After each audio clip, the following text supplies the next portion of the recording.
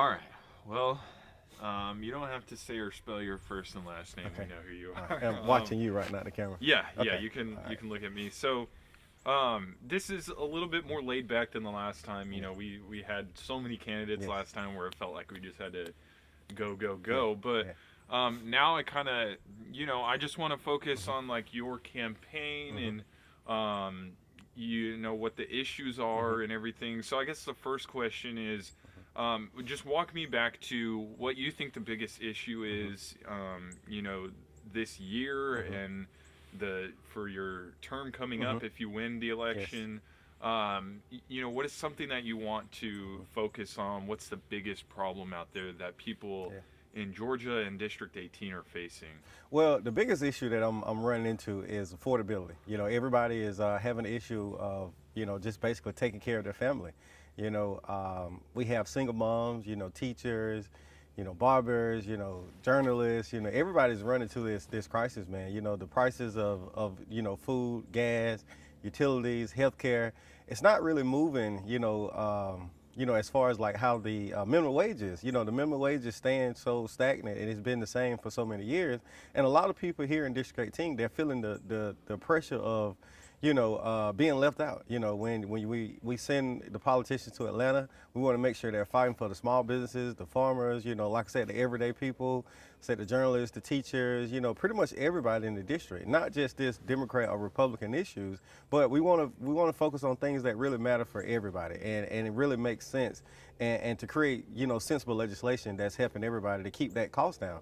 Taxes, the grocery costs, the food, gas. We need all those basic necessities to live and be sustainable here in District 18.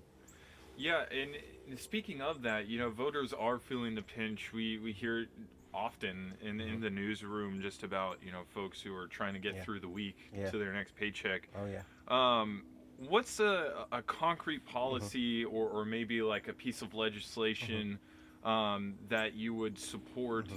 to kind of tackle this issue of affordability, like you talk about? Well, one of the bigger issues that I'm hearing is access to healthcare. A lot of people, they're paying premiums out of their pockets. So I feel like if we can come up with some kind of legislation that really works for everybody, the seniors and the working class families, like myself, I'm 40 years old, and I'm finding the struggle of actually finding affordable healthcare myself. When premiums jump from like $50 to almost $1,000, I don't think anybody can sustain that. So we got to be creating legislation that really makes sense for everybody in the district, not just, like I said, Democrat or Republican, but everybody, the small guys, the big guys, and, legislation that really pull from that surplus that we have. We have a $14 billion. I hear our governor always talking about it, but I feel like we have to be more, intentional about those dollars we're saving, so we can actually have a better future here in District 18. Yeah, there's a bill that Dale Washburn has brought up in the House, I believe, Mm-hmm. that is trying to ban school zone cameras, Mm, the speed cameras yeah, that catch people. A lot yeah. of folks have pointed to that as Mm-hmm. being like an unnecessary charge to them. Mm, Stephen McNeil yeah, said that he would support yeah. removing those Mm-hmm. school zone speed cameras. Mm-hmm. Is that something that you would be interested in? Well, the first thing I would do is definitely do more research with the local law enforcement, because I'm not out there every day fighting with those guys and trying to protect and serve as they do so diligently. So I don't think we should just go in and just pull the rug from up under them, because I feel like in school zone you do need to slow down, you do need to pay attention. Hey, I've gotten a ticket in there before, and I really were conscious about it as I went through the school zone. Every time now I look, I slow down, and I agree. Everybody needs to be conscious about it, but at the same time, I don't think it should be taxed so much. But that's why I said we got to look at the local law enforcement and talk with them and see what really works better. Because if they don't have the manpower to actually like put a man in the school zone, that's cars, that's insurance, that's all that gas and everything that's going to go in it, versus having that camera there. It may be something that we need to look at, that really help balance that local budget. So that's something I'm going to work with all the local officials within the district to make sure, we're making, again, sensible legislation, not just something that has been passed down by lobbyists, but something we've actually went into the district and talked with the people that see what really works for them, and how that looks in their community, and not just, like I said, just rubber stamping or snatching the rug from up on them. That actually, believe it or not, a lot of these municipalities use that money, to put back into the school system. So we got to be conscious about, like, talking about pulling legislation away that really help, like, local school boards and those local officials. So again, I'm going to work with the local officials and see what really works best for those guys. I'm curious on where you stand with state income tax, because it's such a big thing in Yeah. the Georgia legislature right now. Yeah. A lot of folks are arguing that no, these fund social programs. We need this to stick around. It's Yep. crucial for our funding. Yes. And some people argue that it's just an unnecessary tax when people could be saving that money Man. to pay for their pay for their families. Yeah. It's really one of those. Well, I put it like this, Hunter. If it was so bad, why did they wait this long to try to pull it away? I think it's been working for so many years. I think local municipalities and local county governments, they appreciate the state being able to come in and subsidize some of those burdens that, the laws that we put on as politicians, a lot of times we don't send funding down to, make sure we help implement those laws.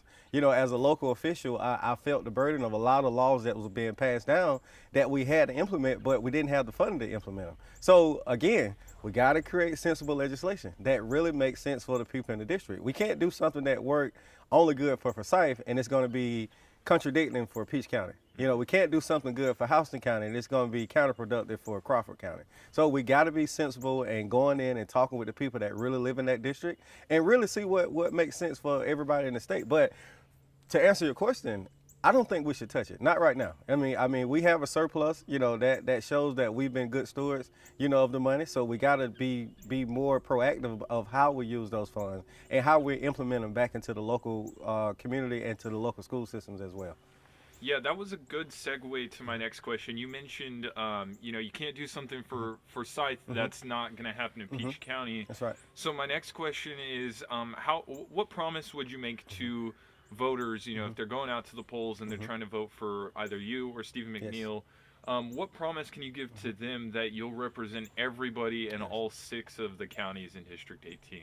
Well, I mean, that's something that I've always stood on, even as a city council member. I've always told people, if you didn't vote for me, I'm still going to have to represent you. Just because our interests and our perceptions are different, that doesn't mean I can't go and fight for your needs too. So I'm a strong believer that if you're put up to represent the people in that district, you don't just represent one part of the district. You represent all parts of the district, and sometimes certain parts of the district going to need a little more attention than others. Not to say that we're just going to put all the resources in Peach County or put them all in Roberta, but when you're talking about, like food deserts where, they don't have grocery stores, they don't have like small businesses that, help implement the agriculture segment. I really believe we have to pay more attention to those communities because we're not doing them a good service as the government if we're not looking at programs and looking at tax incentives to get those farmers to get back into doing farming, and even those businesses to look at opening,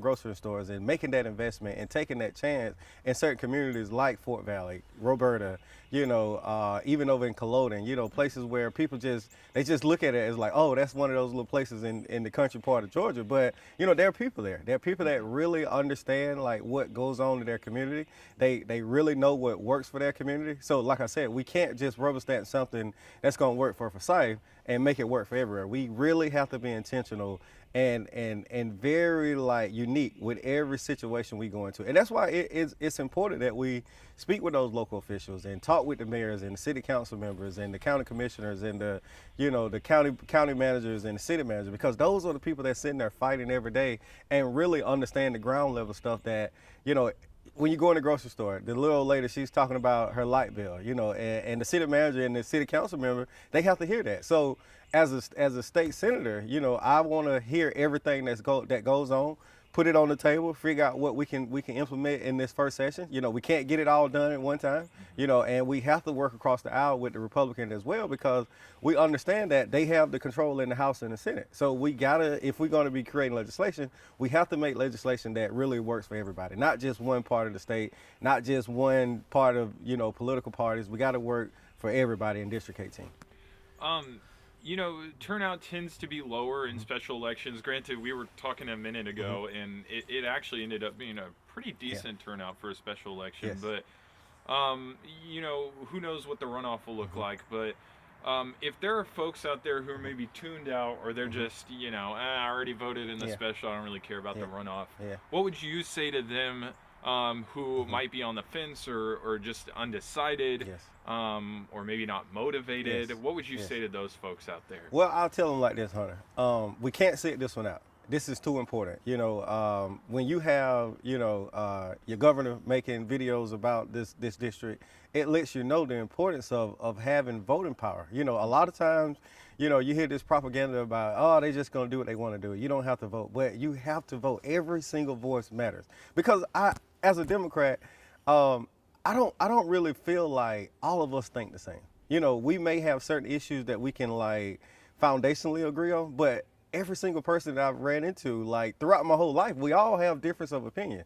We all like come from different background. We really want what's best for our family. So the only way that we can do that through this political process is to make sure you go and vote. I mean, I see so many people protesting for a lot of things that are going on around the country, but like I tell them, just as much as we're protesting, we have to be going to the polls. We have to make sure our voices are heard. We have to make sure we're educating the people within our communities on what's really going on and how these processes work. You don't just get up and just, go hold a picket sign, and change happen. You have to go walk that line. You have to go march. You have to go to the city council meetings. You have to go to your state capitol budget hearings and all those things that really matter, and not just sit on the sideline and say, hey, they're going to do what they want to do. Because if you keep that mindset, then you're right. Whoever that they are, they're going to continue to do whatever they want to do because your voice is not being heard. I mean, believe it or not, man, out of a city of like 10,000 people here in Fort